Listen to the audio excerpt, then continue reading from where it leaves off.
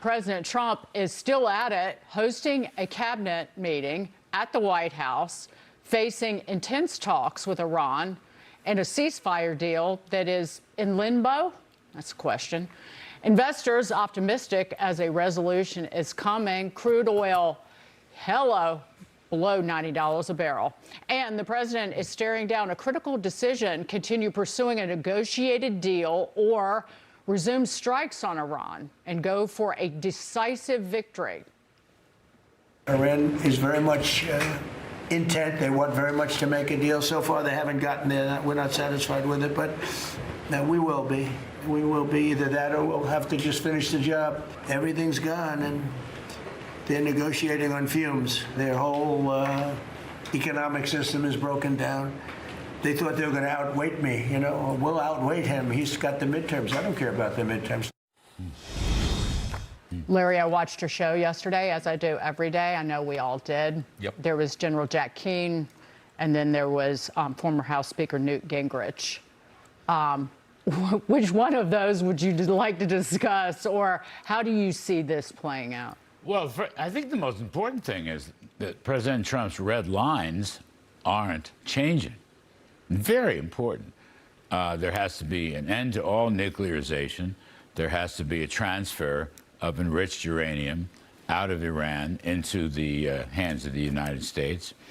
They have to pull back on all their missile constructions and launchers, and they have to reopen the Strait of Hormuz and give up any pretense of control whatsoever. President Trump's been very clear on that. And you go through these iterations and negotiations, and I'm not privy to this classified, secret diplomacy, but listen to what the president says. This is a president who means what he says, and he made it very, very clear. Now, other stuff, look, can you get it done without another round of bombing? I don't know the answer to that. Color me doubtful. I think they will have to do some additional bombing. I don't know that, but nobody ever trusts Iran for anything. We're going to the Reagan Library tonight for a couple of days. Trust but verify. It was the Gipper that first started that over 40 years ago. And you can't, look what they did. They just trying to put mines in the Persian Gulf and the Strait of Hormuz, and they shooting at our naval vessels. So what does that tell you? I think, I'd love to see a shift back to this, remember Project Freedom? Love that idea. Reopen the Strait of Hormuz. What happened to that? I don't know. It's a good question. Because that would be a military action. And you know that it's on the CENTCOM's list because they talked about it a couple weeks ago. And then it was on again in 24, 36 hours off again. I'd love to see that move. And I also think it's very important that we not give Iran any money. No cash. Do not live. Now, Trump has been great on this. The embargo, blockade, they're keeping it, okay? Come hell or high water. And we're not going to do what Obama did. Obama gave him, what, $100 billion, some such, gold, cash, whatever. Iran wants $11 billion at offshores. Scott Bessent's got that bottled up pretty darn well. Don't give them any money because they will use that money for nefarious purposes, right? These are Nazi-like thugs, for heaven's sakes. Radical Islamists. I doubt if they represent the people of Iran themselves. Certainly they don't represent the Persian population, which, as we've discussed, is a well-educated, civilized population. So where we go, I don't know, but the president's staying tough. Right, and all these rumors turn out to be nothing but.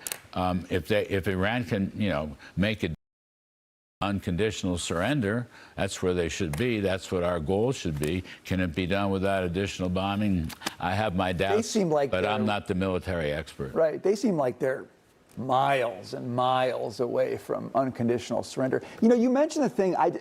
Most of what the president's doing here, I get, but the one thing I don't get, Larry, help me with this, although I don't know if you can, I just don't understand why Project Freedom came and went, and every time it bubbles up, they shoot it down right away. Like it bubbled up, what was it, yesterday, Dagan? That was a report in the Wall Street Journal that was going to start again. And as soon as that came out, they said, nope, we're not doing it. And again, I'm a non-military guy like you, but it seems like the game changer. If you had Project Freedom happening, the negotiation would look totally different, because we'd have oil in the 80s maybe. We'd have gas down closer to 3 than 4. I mean, we'd have a different domestic landscape, and they would have way less leverage. You'd say we'd have oil in the 80s. That presumes the ships will be going through. That's what Project Freedom. Here's what President Trump is saying about Iran and the Hormuz. The Strait of Hormuz will be open to everyone. No one will control it. Not talking about easing sanctions on Iran. The U.S. will keep control of the money, and he's not comfortable with Russia or China taking Iran's stockpile of highly enriched uranium, which is... Interesting that they named those countries. Great friends of the United States. Yes. You know what I mean? Yes. Very interesting. So it tells you how silly that is. One little other piece, though, that's worth pondering is the president's new, apparently, requirement that the Arab Gulf states, the Sunni Gulf states, join the Abraham Accords and therefore recognize Israel in a formal manner. And he was asked this morning, if I read this right, NPR or some such thing, why do you want them? Why do you want the Saudis to join? Because it's to their advantage. Yeah, of course it is. It's a trading and investment pact that recognizes the rights of Israel as a state, so that's very important in terms of diplomacy. All of them, I mean, many of them have. Qatar has not. The Saudis have not. Kuwait has not. UAE, which is the best of the lot, they have, and some of the others. But that's a great idea. That's going to force them in, you know. That gives them a piece of the game. Because these guys, I think they are now counseling Trump not to do anything. I think they're bad counselors. Okay, that's what I think. I agree with you. I think that particularly MBS in Saudi Arabia, which is always a fair weather friend to the United States, at first they were teed off that Iran shot at them, okay, and they couldn't use the Persian Gulf, the Arabian Gulf, and the Strait of Hormuz, so they didn't like that. And so then they shot back, we find out. But now they want to make a deal. They want to make a deal with Iran, and they're telling the President Trump to make a deal, let's just get this over with. Well, not so fast. Our interests are a lot different than their interests. They're going to go with us. We're not going to go with them. They're hiding behind our skirts. We're not hiding behind their skirts. I'm sorry. They have the thing upside down. Dagan mentioned the interview with Jack Keane, General Keane, back-to-back with Newt Gingrich. General Keane was more positive than he was last week. He was really frustrated about what was happening, about Saturday getting pulled through the. He was apoplectic Saturday on the radio. Yeah, but he was very different on your show yesterday. He was. There seemed to be light at the end of the tunnel as far as he could see it, with in terms of some kinetic action. And then Newt came on and was just talking about the midterms and saying that, you know, you've got to end this quick. It almost seemed like Newt was willing to go for some kind of negotiation, even though negotiation hasn't got us anything in 7 weeks. No, I don't think that. Newt's point is to take over completely the Persian Gulf and the Strait and get the ships rolling, the tankers, right? That's his point. He doesn't want to give in to anything. In fact, he has a new piece out to say, today. No. But as he sees it, and I think there's merit. For example, he even mentioned Project Freedom. Yeah. All right. In some sense, that's the optimal position. If we took control, and if you saw a couple of hundred ships coming down, that would knock down oil prices and gasoline prices, and would make Newt happy about the midterms and so forth. So that's back to Project Freedom. That's really news. Okay. He doesn't want. He wants the red lines to be there. He doesn't want them to have nukes. Newt Gingrich, sees the barbaric nature of of the Revolutionary Guard regime. He understands all that. And just evil. I mean, that's the thing about if you believe in evil, if you believe in the devil, they are deceivers. Nuts. You know, they're absolute. There's nothing, no paper on which you could get them to say something that anybody would believe. It's a modern-day Gestapo operation. But what happened when Project Freedom was announced initially and then paused was directly related, based on reporting, to Saudi Arabia and the Crown Prince, and denying the United States access to the Prince Sultan Air Base, and also denying access to Saudi airspace for U.S. aircraft. Yeah. And it was multifold. It was the based on lack of meaningful consultation on Project Freedom, the backing a diplomatic track. But has any of that been resolved? Yeah, that was resolved almost immediately. The use of the bases was resolved almost immediately. But I mean, it was the next phone call. But the negotiations with Iran seemed to heat up. That's the way I read that. And so, therefore, we didn't want military actions. But of course, some of this is a bit of a charade, isn't it? Mm-hmm. I mean, we have, all right, so we had this missile firing on both sides, but that doesn't break the ceasefire. Right. It's a defensive action. Well, okay, you know what I mean? I mean, this terminology. It's just, yeah, it's very interesting. Look, on the other hand, if President Trump says we are moving towards a deal, however you want to phrase it, however he phrases it, we're moving towards a deal, all right? Something's happening which wasn't happening, let's say, 3 or 6 months ago.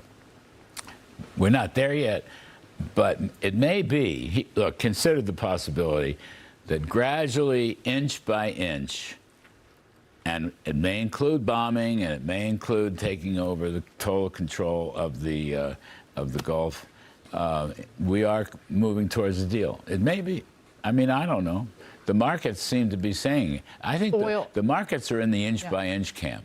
So they bring down West Texas a little bit. Okay. Yeah, I would argue that not just oil, but the yield on the 10-year today is below 4.5. Yeah. It's at 4.48. And however you'd like to read it, that's also inflation easing if oil is going down, but also we'll be spending less money on the other side of the world. We don't have time, but I was pleading to the chief producer here. I wanted to talk about the U.S. economy and how unbelievably strong it is. If you want to save that for the B block, it's fine. But this economy is booming. I mean, people, you know, I understand $4.50, not good. I get that.